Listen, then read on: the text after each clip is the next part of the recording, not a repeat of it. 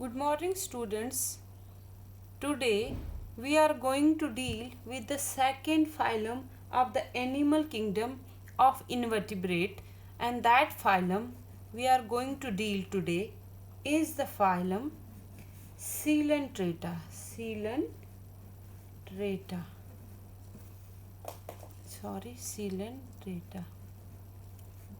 Right?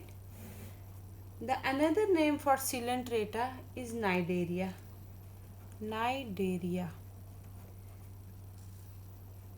ये नाम जो पड़ा है इस फाइलम Coelenterata, ये animal those animal which have सिलेंट्रॉन क्या है?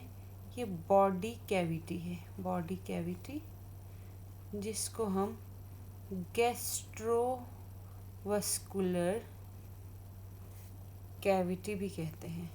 ठीक है, एक तो नाम इसलिए पड़ा है कि ये एनिमल जो है इनके बॉडी के अंदर जो है एक कैविटी जैसी होती है, वो कैविटी खाली स्पेस जैसी होती है जो दोनों काम करती है, डाइजेशन का भी प्लस सर्कुलेशन का भी। इसलिए इकट्ठे मिलके इस सारी कैविटी को गैस्ट्रोवेस्कुलर कैविटी कहते हैं और साइंटिफिक नेम इस कैविटी का नाम है सिलेंट्रॉन। इसलिए नाम पड़ गया ऐसे एनिमल जिनमें ये कैविटी होती है, ऐसे एनिमल्स को हम सिलेंट्रेट्स बोलेंगे। ठीक है, दूसरा नाम है नाइडेरिया, सी से स्टार्ट होता है, CNIDARIAS। नाइडेरिया सी साइलेंट है। नाइडेरिया इसलिए पड़ा है क्योंकि इनमें स्टिंगिंग सेल होते हैं, निमेटोब्लास्ट सेल्स होते हैं जिनको हम cnidarians, that is why we call them as cnidarians. Stinging cell, nematocyst cells होते हैं। ठीक है, कौन से सेल? स्टिंगिंग सेल, जिनको हम नाइडोसाइट्स बोलते हैं या नाइडोब्लास्ट भी बोलते हैं। ठीक है, ये क्या है? कॉमनली इनको हम स्टिंगिंग सेल्स बोलते हैं। स्टिंगिंग सेल्स, वो इनके यहाँ टेंटेकल्स जो होते हैं इन पे नॉर्मली इन टेंटेकल्स पे स्टिंगिंग सेल रहते हैं जो काम क्या करते हैं? ऑफेंस प्लस डिफेंस का। ठीक है, सबसे पहले अभी हमने क्या डिस्कस किया कि ये फाइलम सिलेंट्रेट या फाइलम नाइडेरिया किस बेसिस पे पड़ा है? दोज इन्वर्टिब्रेट्स विच हैव सिलेंट्रॉन और विच हैव नाइडोब्लास्ट सेल या नाइडोसाइट सेल्स, स्टिंगिंग सेल, जो टिपिकली इन ही एनिमल्स का फीचर होता है, उसके बेसिस पे इस फाइलम का नाम सिलेंट्रेट और नाइडेरिया पड़ा है। ठीक है, अब एक एक करके हम इसके जनरल कैरेक्टर्स पे जाएंगे। जैसे पहले हम फाइलम पॉरीफेरा पिछले लेक्चर में पढ़ा और हमने बेसिक उसके फंडामेंटल फीचर्स को एक्सप्लेन किया, उसी तरह हम इसके भी जनरल फीचर्स को एक एक करके एक्सप्लेन करेंगे। अब फाइलम जो सिलेंट्रेटा है, तकरीबन अभी तक 9000 स्पीशीज़ जो है आपकी सिलेंट्रेट्स की हमारे पास, मतलब जिनके बारे में हमने पढ़ा है वो which are known to us. Okay, now हम स्टार्ट करेंगे। फर्स्ट जनरल कैरेक्टर जो होता है वो होता है हैबिटेट। हैबिटेट कहाँ पर होते हैं, इनका हैबिट क्या है और हैबिटेट क्या है? नॉर्मली जैसे फाइलम पॉरीफेरा पीछे हम पढ़ेगा, हम कंपैरिजन करते रहेंगे क्योंकि हमने एवोल्यूशन के हिसाब से इन सारे फाइलम को डिस्कस करना है कि एवोल्यूशन में पहले जो आया और उसके बाद जो आया उसमें कौन सी चेंजेस आए या कौन से कैरेक्टर जो है वो बढ़ के आए। ठीक है, तो हैबिटेट क्या है? द एनिमल ऑफ दीज, ये जो है सिलेंट्रेट एनिमल्स जो होते हैं, दे आर मोस्टली एक्वेटिक। ये क्या होते हैं? मोस्टली एक्वेटिक होते हैं। दे आर मोस्टली एक्वेटिक, और वो भी कौन से? दे आर मोस्टली मैरीन, यानी 90% जो इनके इंडिविजुअल्स होते हैं वो मैरीन होते हैं और फ्यू जो होते हैं वो फ्रेश वाटर होते हैं। Few inhabitants of fresh water, कुछ जो होते हैं फ्रेश वाटर में। जैसे पॉरीफेरा में कौन था आपका फ्रेश वाटर? स्पॉन्जिला। और यहाँ पर few inhabitant of the fresh water कौन सा है? यहाँ पर है आपका हाइड्रा। तो हाइड्रा जो है वो आपका हाइड्रा जो है वो आपका फ्रेश वाटर स्पॉन्ज है, और बाकी जितने भी हैं ये सिलेंट्रेट वो मोस्टली मैरीन में आते हैं। तो ये पहला कैरेक्टर आ गया। उसके बाद सेकंड जो आपका जनरल कैरेक्टर आता है वो आता है हैबिट ऑफ लिविंग, कि ये जो एनिमल्स हैं वो कैसे रहते हैं, कि वेदर हैबिट ऑफ, क्या लिखेंगे हम उसको, हैबिट ऑफ लिविंग। ये जो एनिमल जिनके बारे में हम पढ़ रहे हैं कि इन ये कैसे रहते हैं, वेदर दे आर सॉलिटरी, क्या वो अकेले हैं, और दे आर कॉलोनियल, ग्रुप्स में रहते हैं, और दे show symbiotic association with another animal, symbiotic association दिखाते हैं, किस तरीके से रहते हैं। तो इन हैबिट ऑफ लिविंग में हम यही डिस्कस करेंगे कि ये एनिमल जो है सिलेंट्रेट्स के, ये किस बेसिस पे इनको हमने कैटेगराइज किया हुआ है। जस्ट लाइक आपका हाइड्रा जो है, हाइड्रा नॉर्मली आप देखोगे वो आपका जो है सॉलिटरी होता है, सॉलिटरी ही रहता है, यानी अकेला रहता है। इसी तरह आपके कुछ सिलेंट्रेट आगे आपको उनके एग्जांपल पता चल लीजिए, फाइसेलिया है, आपका गॉर्गोनिया है, आपका अबीलिया है, ये सारे कॉलोनियल सिलेंट्रेट है। ये क्या है, सारे कॉलोनियल सिलेंट्रेट्स, ठीक है। तो हमने दो चीज़ें डिस्कस की अभी तक कि इनका हैबिट क्या है, mostly they are aquatic and few are fresh water, example of hydra की देंगे। हैबिट ऑफ लिविंग क्या है, the on the basis of the where these animals lie, on the basis of this the animals, they some live in singly, some live in association with other animal, some live in aggregation, just like in coral जो है वो बहुत ज़्यादा aggregation में रहते हैं, कि वो बहुत मतलब सी का नीचे बेड पूरा कंप्लीट बनाते हैं, वो इतना ज़्यादा क्लोज एसोसिएशन होती है। तो इस बेसिस पे हमने बोला कि जो सिलेंट्रेट हैं वो सॉलिटरी भी हो सकते हैं, वो कॉलोनियल भी हो सकते हैं, एग्जांपल भी हमने बताई, ठीक है। उसके अलावा फिर कुछ जो हैं जो आपके नॉर्मली इसमें आते हैं, यानी कि जो सॉलिटरी रहते हैं उनमें भी दो किस्में हैं। कुछ जो होते हैं वो फ्री स्विमिंग होते हैं, फ्री स्विमिंग यानी कि वो फ्रीली मूव कर सकते हैं, जैसे जेली फिश है, ठीक है।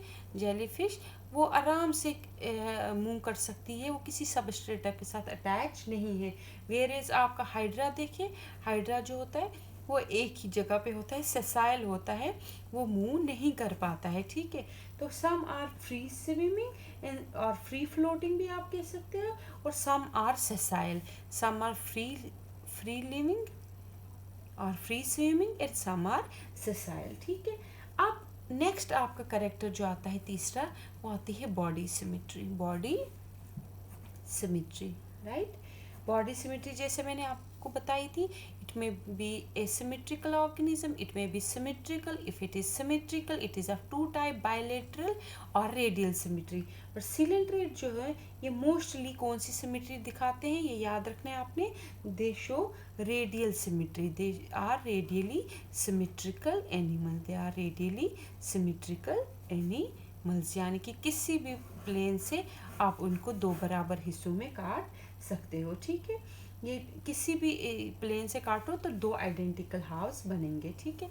फिर नेक्स्ट जो आपका आता है करेक्टर, वो आता है level of organisation, level of organisation, level of organisation. Level of organisation में ये फर्स्ट एनिमल किंगडम है, it is the first animal kingdom, जो आपका किंगडम जो कि अब किस लेवल पे जाएगा एवोल्यूशन में, पिछला किस लेवल पे था, सेलुलर लेवल, ये कौन सा लेवल आएगा, we show the tissue level of organisation, tissue level of organisation, ठीक है।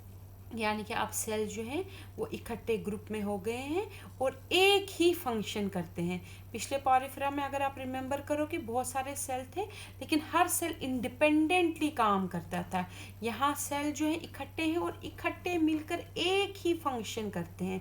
तो यहाँ कौन सी ऑर्गेनाइजेशन आएगी, टिश्यू लेवल ऑफ ऑर्गेनाइजेशन। तो आप क्या लिखोगे कि coelenterates they show the tissue level of organization, the tissues are arranged variously to perform the basic function in their body, okay, right।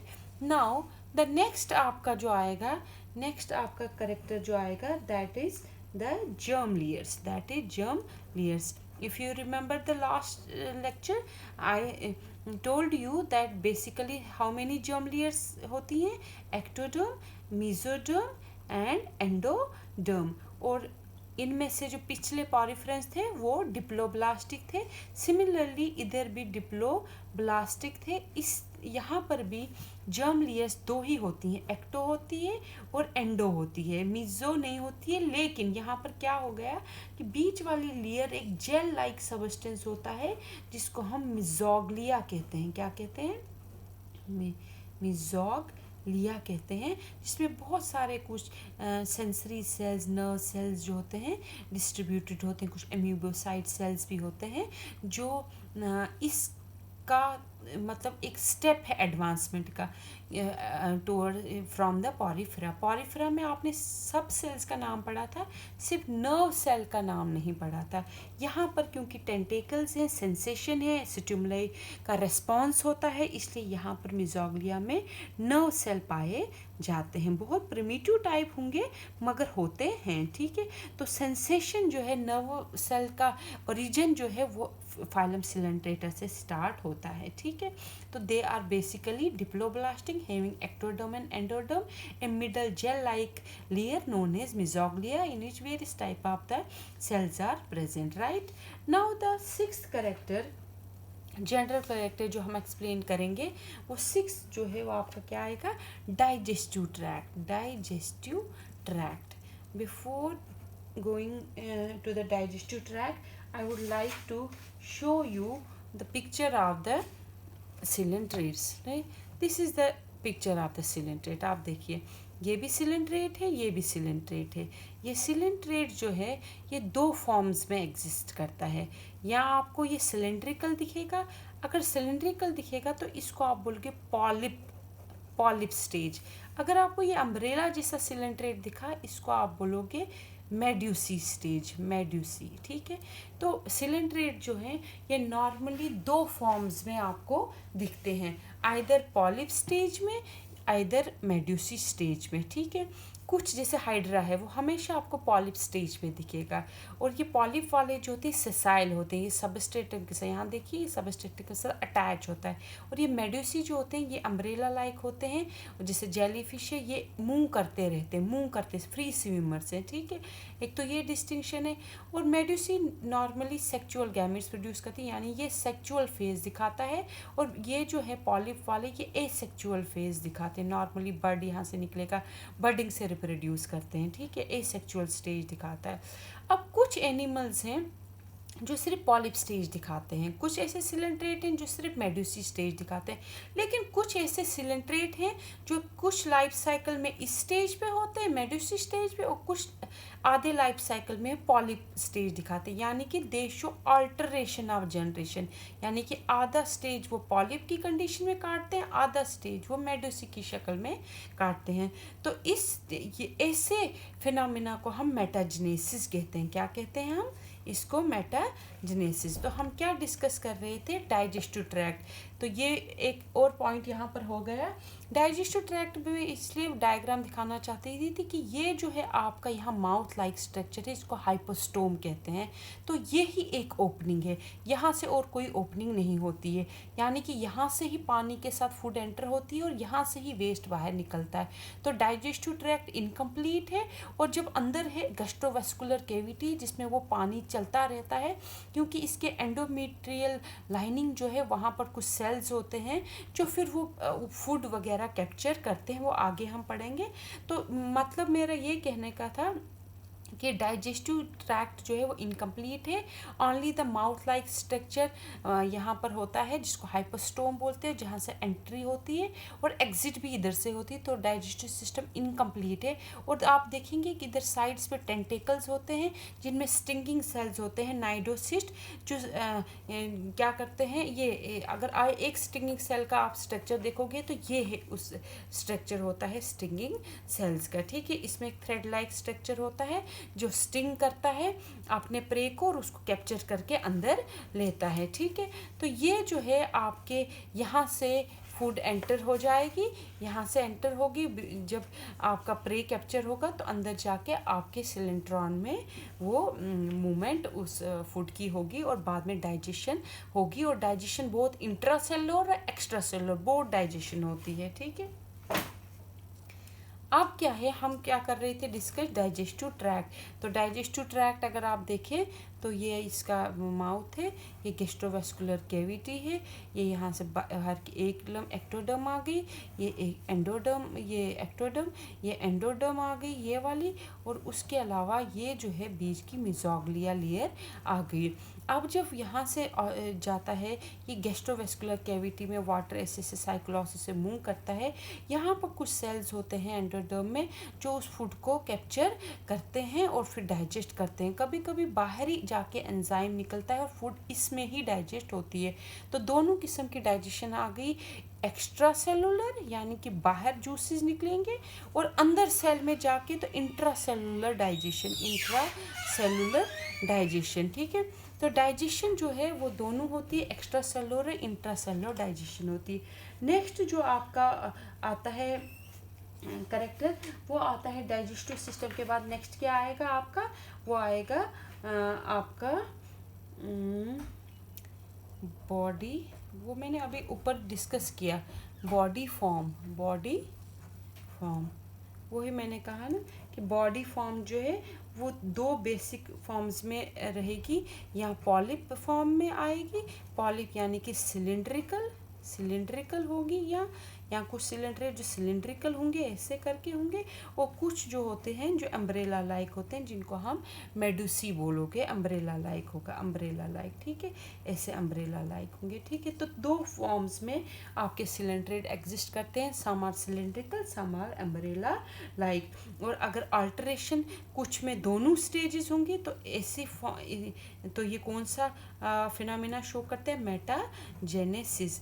और एक से ज़्यादा फॉर्म होना, पॉलिप भी होना, मेडुसी, इसको बोलते हैं पॉलीमॉर्फिज्म। इस फिनोमिना को पहले भी आपने टर्म सुनी होगी, आपने ये 10th में पॉलीमॉर्फिज्म ऐसा फिनोमिना है जिसमें ऑर्गेनिज्म एक से ज़्यादा फॉर्म दिखाए।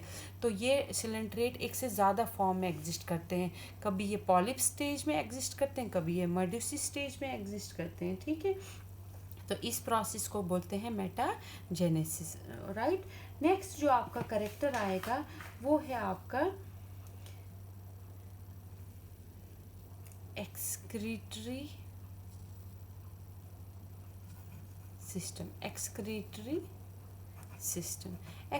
सिस्टम जैसे कि मैंने कहा, क्योंकि पानी में है तो पानी वाले एनिमल क्या रिलीज करते हैं, ज़्यादातर अमोनिया, क्योंकि अमोनिया जो है वो बहुत टॉक्सिक होता है, और वही एनिमल इसको रिमूव करते हैं which can afford the loss of water, जो पानी का लॉस जो है अफोर्ड कर सकते हैं, क्योंकि ये एक्वेटिक है, they can afford easily remove large amount of water. तो एक्सक्रीटरी मटेरियल जो होता है वो अमोनिया होता है। और रिप्रोडक्शन यहाँ दोनों किस्म की होती है, रिप्रोडक्टिव सिस्टम में दोनों आएगा। यहाँ पर एसेक्सुअल रिप्रोडक्शन भी होती है और सेक्सुअल रिप्रोडक्शन भी होती है, ठीक है। दोनों किस्म के रिप्रोडक्शन आपके सिलेंट्रेट्स में मिलेगी, ठीक है। अब यहाँ पर मैं आपको थोड़ा सा एनसीईआरटी से पढ़ा लूँगी, जो बेसिक कंसेप्ट है एनसीईआरटी का, that every student should know, वो मैं इधर से आपके लिए रीड करती हूँ और आप अंडरस्टैंड कर लोगे इधर से, ठीक है। ये है आपका सिलेंट्रेट्स, फाइलम सिलेंट्रेटा, ठीक है। ये आपके कुछ एग्जांपल्स दी है, जैसे हाइड्रा है, यहाँ से फाइसिला है, ठीक है, ये कुछ दिखाए हुए हैं। They are aquatic, mostly marine, sessile और free swimming, radially symmetrical animal, right. The name cnidaria is derived from nidoblast or nidocyst cell which contain the stinging capsules or nematocyte present on the tentacles and the body. Nidoblasts are used for anchoring, defense and for the capturing of the prey. Cnidarian exhibit tissue level of organization and are diploblastic. ये सब वही है जो मैंने पीछे भी explain किया। They have a central gastrovascular cavity with a single opening mouth on hypostome. Digestion is extracellular and intracellular. Some of cnidarian यानी कि corals have a skeleton composed of calcium carbonate. आपने सुना होगा कोरल रीफ के बारे में। दुनिया का सबसे बड़ा कोरल रीफ कौन सा है, Great Barrier Reef along the north eastern coast of Australia. ये तो सुना हुआ है आपने। ये आपके माउंट एवरेस्ट से भी डबल से भी बढ़ के इतना बड़ा रीफ है, और ये सिर्फ कोरल्स का बना होता है। नॉर्मली इसमें सिलेंट्रेट्स में कोरल्स भी आते हैं, कोरल कैल्शियम कार्बोनेट के बने होते हैं, और वो एक्सटेंसिवली इतने ज़्यादा कॉलोनलाइज्ड होते हैं, इतने इकट्ठे कि वो एक पूरी आपके समंदर के नीचे जो है एक बड़ी सी रॉक यानी कि बेड बनाते हैं। ठीक है, फिर आपका क्या आ गया कि मोस्टली जो है आपके स्केल्टन जो होता है वो कैल्शियम कार्बोनेट का बना होता है, जैसे कोरल्स में, सब में नहीं, कोरल्स में। Cnidarian exhibit two body form, polyp and medusae. The form is a sessile, जो पॉलिप होगा वो सेसाइल यानी कि एक जगह होगा, इस टाइप का है पॉलिप। एयर सिलेंड्रिकल हो, जैसे हाइड्रा एडम्सिया, दो एग्जांपल आप याद रखना, हाइड्रा और एडम्सिया की, जो पॉलिप स्टेज शो करते हैं। वेयर इज जो मेड्यूसी है वो अम्ब्रेला शेप होते हैं, फ्री स्विमिंग, उसमें एग्जांपल आप आयोरिला जेलीफिश की याद रख लो, या फाइसिला याद रख लो। दोज नाइडेरियन विच एक्सिबिट, कुछ नाइडेरियन दोनों अल्टरेशन ऑफ जनरेशन शो करते हैं, यानी मेटाजेनेसिस शो करते हैं, यानी पॉलिप स्टेज भी और मेड्यूसी स्टेज भी। उसमें एग्जांपल आप अबीलिया की देंगे। ठीक है, अब एग्जांपल साइंटिफिक कुछ नेम है जो आपने कॉमन नेम भी याद रखने हैं और साइंटिफिक नेम भी।